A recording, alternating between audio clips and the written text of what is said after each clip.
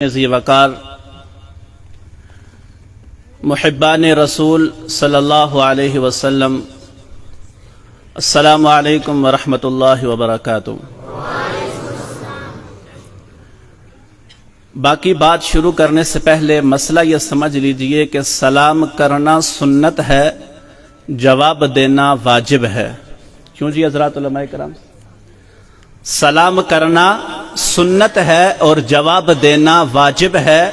اور واجب کے ترک پر گناہ ملتا ہے۔ واجب اگر بندہ چھوڑ دے تو گناہ ملتا ہے۔ السلام علیکم ورحمۃ اللہ وبرکاتہ۔ تنظیم سیرت مصطفیٰ صلی اللہ علیہ وسلم کے تعارف اور اغراض و مقاصد سے پہلے میں اس تنظیم کے مرکزی رہنماؤں اور اس تنظیم کے امیر محترم حافظ ملک محمد عثمان صاحب اور اسی طرح اس تنظیم کے ذیلی امراء، تمام انتظامیہ کی طرف سے تمام سامعین کرام کو، تمام علماء کرام کو، تمام مہمانان خصوصی کو جو تشریف لائے ہیں، دل کی اتھا گہرائیوں سے خوش آمدید کہتا ہوں، اور ان کا شکریہ بھی ادا کرتے ہیں کہ آپ نے اس پرفتن دور میں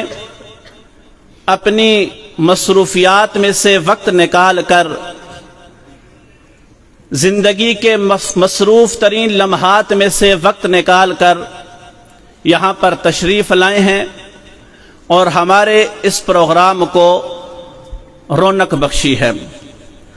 معزز سامعین محترم، تنظیم سیرت مصطفیٰ صلی اللہ علیہ وسلم تنظیم سیرت مصطفیٰ صلی اللہ علیہ وسلم یہ ہماری اس علاقے کی مقامی سطح کی تنظیم ہے۔ اس تنظیم کے اندر اللہ رب العزت کے فضل اور احسان سے یہاں کے مقامی لوگ ہیں، وہ آپ ہی کے بھائی ہیں، آپ ہی کے دوست احباب ہیں، اسی دھرتی کے، اسی مٹی کے بیٹے ہیں، اور یہ ہم سب کے لیے بڑے فخر کی بھی بات ہے اور عزت اور احترام کی بھی بات ہے۔ سب سے پہلے تو میں اس تنظیم کے اغراض و مقاصد بیان کرنا چاہتا ہوں کہ اس تنظیم کا خالصتاً جو مقصد ہے، اس تنظیم کے جتنے بھی افراد ہیں جو اس تنظیم میں شریک ہیں، جو اس تنظیم میں کام کر رہے ہیں، جس طرح بھی کام کر رہے ہیں، ان کا جو اصل نصب العین ہے وہ صرف اللہ رب العزت کی رضا ہے۔ یہ صرف اور صرف اللہ رب العزت کی رضا ہے۔ اللہ رب العزت کی رضا ہی مقصود العین ہونا چاہیے۔ اللہ رب العزت کی رضا نہیں ہوگی تو دنیا کے اندر انسان جتنا مرضی عمل کرتا رہے، جو کچھ کرتا رہے، اللہ کی رضا کے بغیر کرے گا، کسی اور کی خوشنودی کے لیے کرے گا، تو اس عمل کا کوئی فائدہ نہیں ہوگا۔ نمبر 2، ہماری جو نئی جنریشن ہے، آج کل کا جو دور ہے، سوشل میڈیا کا دور ہے، دنیا کفر اپنے پورے زور کے ساتھ مسلمانوں کو دبانے کے چکر میں ہے، ہر طرف سے زور لگا رہی ہے، مختلف چور راستوں سے وہ حملہ کر رہی ہے کہ ہماری نئی نسل، جو نئی جنریشن ہے، وہ کس طرح اسلام سے دور ہو جائے،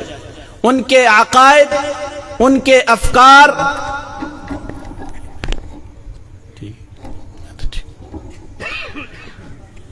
ان کے عقائد،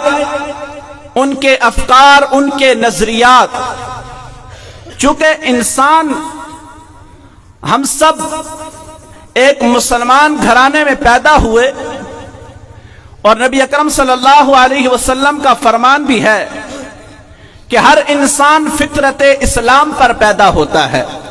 اور وہ فطرت کبھی کبھی انسان کو جھنجھوڑتی ہے کہ یہ جو تو جس رستے پر چل رہا ہے،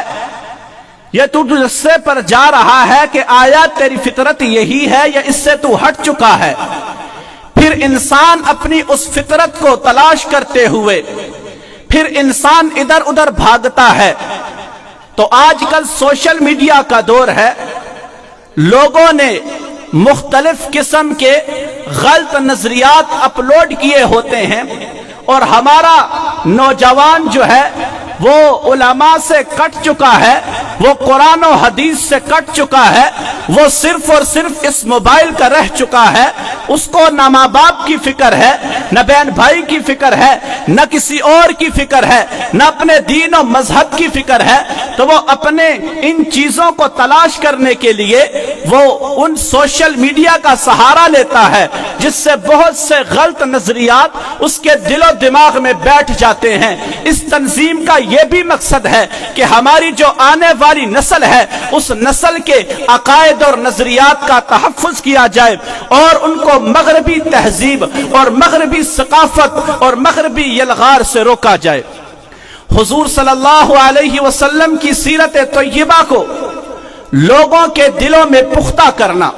لوگوں کے دلوں میں بٹھانا، حضور صلی اللہ علیہ وسلم کی ذات کے متعلق عام روایتی جھگڑوں میں پڑے بغیر آپ علیہ السلام کی سیرت کو عام کیا جائے۔ جو بھی اپنے آپ کو مسلمان کہلواتا ہے وہ حضور صلی اللہ علیہ وسلم کی ذات سے محبت رکھتا ہے۔ آپ علیہ السلام کی ذات ہی تمام لوگوں کو جمع کرنے والی ہے، تو پھر ہم روایتی جھگڑوں سے ہٹ کر حضور صلی اللہ علیہ وسلم کی سیرت کو پھیلائیں، یہی تنظیم کا مقصد ہے۔ اور اسی طرح جس طرح حضرت اسماعیل تنولی صاحب عقیدہ ختم نبوت پر بار بار کلام پڑھ رہے تھے، کیونکہ ان حضرات کو پتہ ہے یہ ملک کے طول و عرض میں چکر لگاتے ہیں، ان کو پتہ ہے کہ جو ختم نبوت کے منکر ہیں وہ کس طرح مسلمانوں کو اس عقیدے سے دور کر رہے ہیں۔ لہذا تنظیم سیرت مصطفیٰ صلی اللہ علیہ وسلم کے اغراض و مقاصد میں یہ بات بھی شامل ہے کہ لوگوں کے دلوں میں عقیدہ ختم نبوت کی حقیقت اور اس کے دفاع کے لیے جان و مال کی قربانی کے لیے تیار کرنا ہے۔ اہل علاقہ کے دلوں میں صحابہ کرام رضی اللہ تعالی عنہم اجمعین، اہل بیت عظام رضی اللہ تعالی عنہم اجمعین، اولیاء کرام اور علماء دین کی محبت پیدا کرنا۔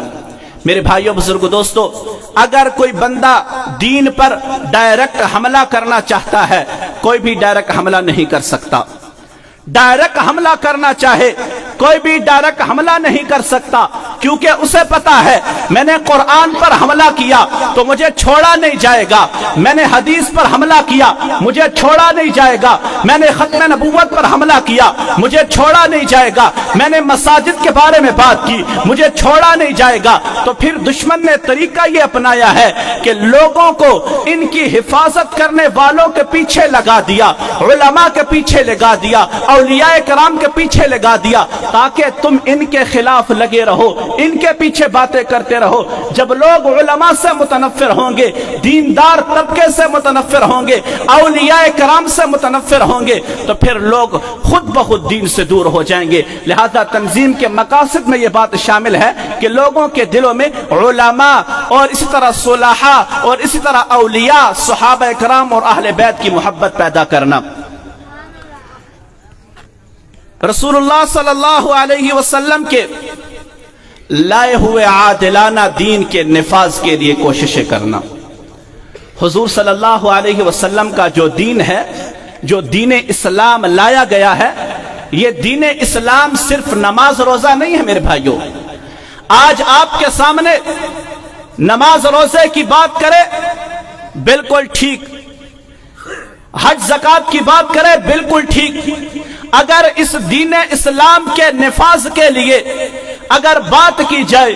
تو یہ جرم کہلاتا ہے۔ حالانکہ اللہ رب العزت نے جو قرآن نازل فرمایا تھا، یہ قرآن کس لیے نازل فرمایا تھا؟ یہ دستور حیات ہے، یہ انسان کی زندگی کا مکمل ضابطہ حیات ہے۔ انسان کی پیدائش سے لے کر انسان کی وفات تک ہر ایک چیز کو اللہ رب العزت نے اس میں بیان کر دیا ہے۔ لہذا اس دین اسلام کے نفاذ کے لیے میرے بھائیوں بزرگوں دوستو، ہمیں یہ شکوہ بھی ہے، ہمیں یہ دکھ بھی ہے کہ ہم سوچیں، اپنے گریبان میں جھانک کر دیکھیں کہ ہم صبح سے لے کر شام تک، رات سے لے کر صبح تک 24 گھنٹے کی ہم زندگی گزارتے ہیں۔ ہم اپنے بیوی بچوں کو ٹائم دیتے ہیں، ہم اپنے خاندان برادری کو ٹائم دیتے ہیں، ہم اپنے کام کاروبار کو ٹائم دیتے ہیں، ہم اپنی زمین جائیداد کو ٹائم دیتے ہیں۔ ہم سوچیں کہ ہم اللہ کے دین کے نفاذ کے لیے کتنی کوششیں کرتے ہیں۔ پھر اگر انسان یہ عذر بیان کرتا ہے نا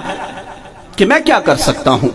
میری تو وہاں پر دسترسی نہیں ہے، میں ان ایوانوں تک پہنچ نہیں سکتا، میں وہاں تک اللہ کے دین کی سربلندی کے لیے میں کوشش نہیں کر سکتا، میں جا نہیں سکتا۔ جو گئے ہیں ان لوگوں کا کام